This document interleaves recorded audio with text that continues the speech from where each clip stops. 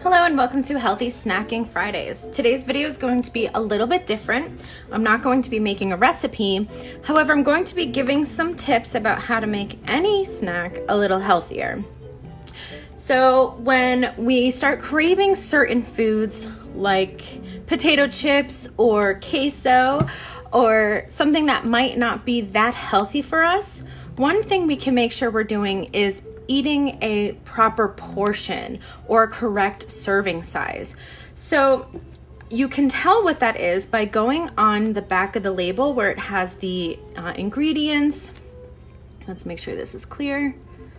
And it lists out, the nutrition information.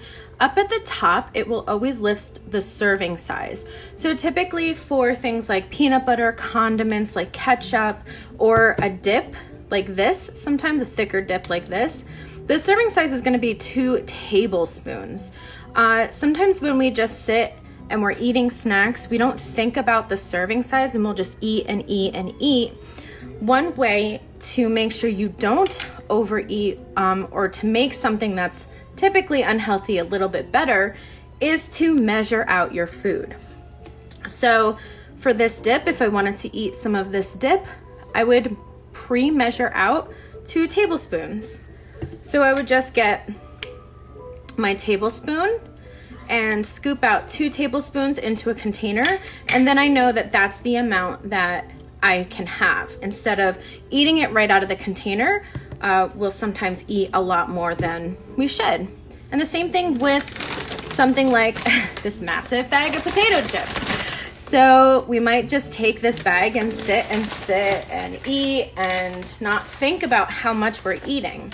So one way to make it a little better is to make sure you're eating the right servings.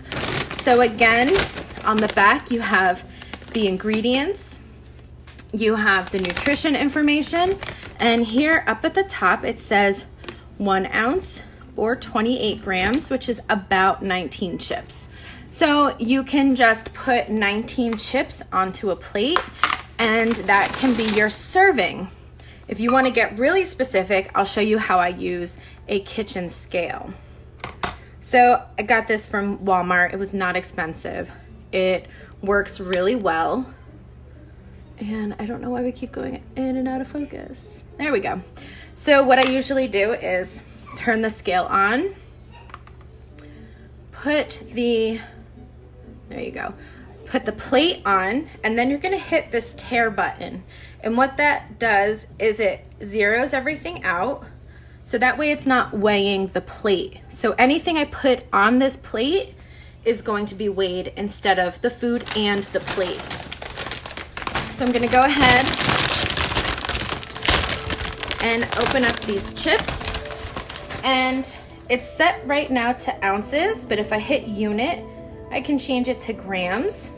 So the serving size is 1 ounce or 28 grams. So I'll keep it on grams.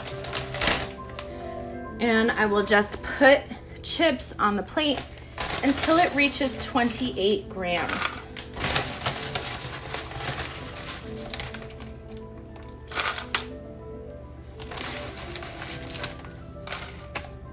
That's perfect.